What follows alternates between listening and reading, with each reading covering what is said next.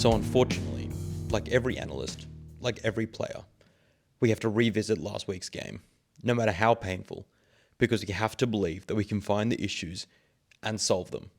We have to believe that all this pain and all this hurt can be turned into something good. And today, we take a look at the key driver of the Wallabies' pain, and something people have been talking about a lot. That's right, the Wallabies' defence. Over the past 2 weeks, people have called it passive, weak, leaky, and too easy to break down. While it is passive by design and has been leaky and even weak in some moments, I'm here to point out that as a system, it is working. It is repelling oppositions and forcing errors out of them. But there are players making errors, making poor tackles, not committing to the cause, which is in fact the reason why the Wallaby system is receiving so much hate. I'm here to say that there are too many player errors occurring rather than system errors or a fault of the system. We start off in the 14th minute of the Wallabies' second test against the Lions, showing how the Wallabies' defence is supposed to function and how it did in fact function. The Wallabies repel the Lions here, only to have Dan Sheehan dive over for a try 2 minutes later. Once they get it back, the Wallabies get off the line and shepherd the Lions players away from their support, and Harry Potter, who's not a known pilferer, stopped the Lions in their tracks with a legal pilfer. Okay, let's fast forward to the 33rd minute, highlighting our first piece of poor defensive work from the Wallabies. The Lions have a scrum just outside the Wallabies' 22-metre line. The Lions run a clunky wraparound play but still manage to get outside the Wallabies' defence. Now, getting outside a connected line speed defence, like the Wallabies one, is kind of the point of the defensive structure. They use the sideline as a 16th defender as opposed to a rush D that tries to force sides to be narrow and force them inwards. The first error that is made here is by Max Jorgensen, who is too high and flat-footed and in no man's land. He also gets ahead of Suaalii, which should never happen in this scenario. And if you do get ahead of that player inside of you, you better make sure you get the ball and wrap it up all in one big hit. The second error made here is by Tom Wright, who fails to bite in with Jorgensen, and the separation between the two creates a player error generated by an irregularity in the defensive shape. But Wright exacerbates this mistake, compounding the error by allowing the Lions winger Tommy Freeman in this instance to step inside when he should have shown him the sideline and try to get him as far away from his support as possible. The third error here is that neither Tom Wright nor Jorgensen make any sort of effort to chop Freeman, and so he makes 10 metres post-contact and 20 metres in total, and is eventually brought to the ground by fly half Tom Liner. If Liner is making that tackle 5 players out from his position, then you know that someone has stuffed up big time later on down the line. So there were 2 crucial errors here. Both were player generated. Jorgensen is out of position and Wright fails to make a tackle on Freeman 15 metres out from his line. This is not a system error. This is 2 players not committing to their tackles that they've decided to make or not make in this instant. I couldn't analyse this game without pointing out this bit of absolute fly-half dark art genius from Finn Russell.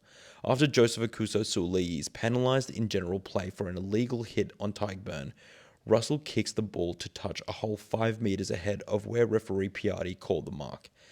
That's just brilliance. And had he taken his time, Max Jorgensen likely would have been back on his wing and would have plucked that ball out of the air without even breaking a sweat. But it is the speed in which Russell operates that catches everyone, even the 50 cameras and the 4 officials napping. This superb kick for touch eventually results in the Hugh Jones try, another instance of player error which we'll highlight now.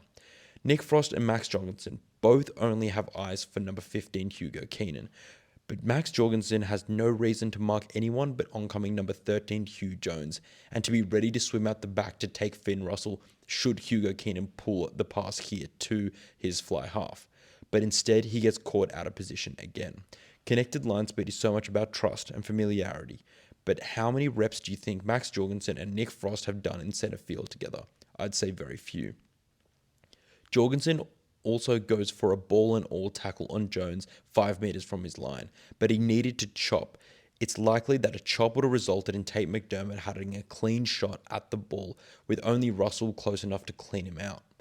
It's clear from the rear view that Jorgensen is caught flat-footed once again, and Frost has Keenan well covered.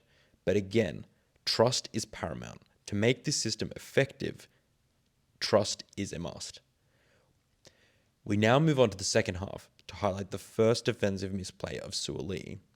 The Lions retrieve a kick on their 40-metre line, and James Lowe does a tremendous job to beat Harry Wilson and stand in the tackle of Frost and Tom Robinson, buying enough time for his team to get set and get into their shape. With the Lions fully set, they look to play out wide. Langy Gleeson in the red headgear actually does a great job to swim through the Lions' pod shape here, but it is where the errors for the Wallabies begin. Suaalii is a metre ahead of where he should be, following the cue of Gleeson, when he should be following the cues of number 12, Len Ikitau. He should in fact be a step behind Len Ikitau. If Ikitau can see Suaalii ahead of him, he is in the wrong spot. The defence is now jagged and there are holes throughout. Ikitau is caught between trying to buy time for Gleeson to remain connected, whilst also ensuring that Suaalii isn't ran through by Jones. You can see here that Suaalii turns in. Ikitau trusts Gleeson to get there, as is his job, and no matter where the Lions go, they are likely to make the break that they eventually make. Bundy Aki makes it to the Wallabies' 40-metre line, and it's not until 3 phases later, when Robertson slips over, that the Lions make another break. Had he not slipped, the Wallabies system would have forced the Lions to concede 3 metres of territory, but the system relies on players making the tackles they are designated to make.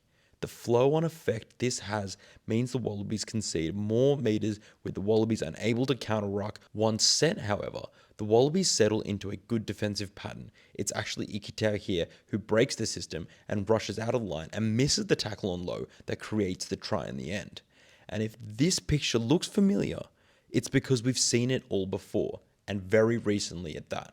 Only at the start of the month, Salesi Rayasi beats Wright on the outside and goes between Jorgensen and Ikitau. That is 3 players that Salesi Rayasi, a debutant fullback, has been able to run through.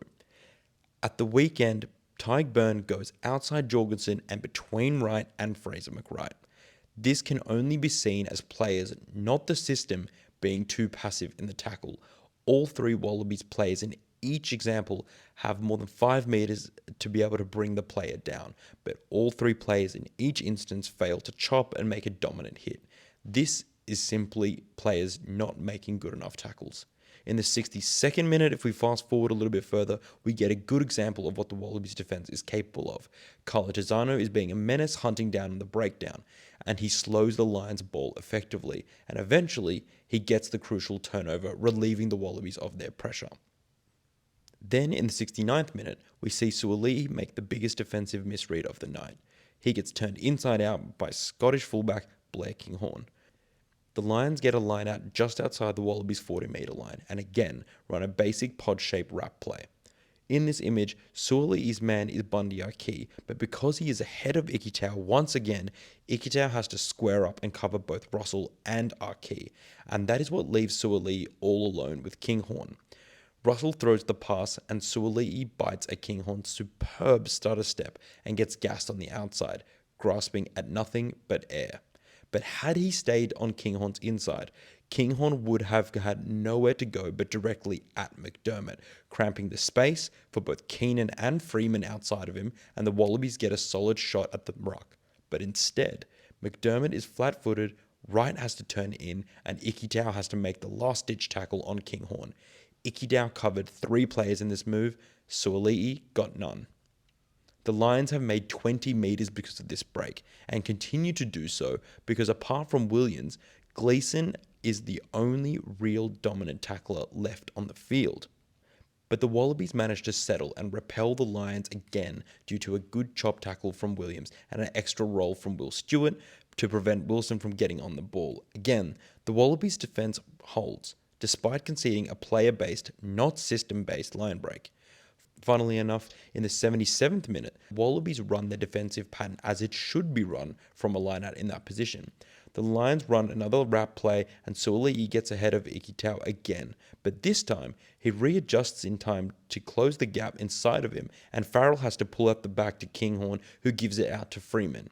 Note where McDermott should have made a legs and all tackle on Freeman in this instance. The winger should have been shown the outside and would have been tackled right on the 40-metre line. McDermott should have shown Freeman the outside, but the halfback playing wing gets beaten on the inside.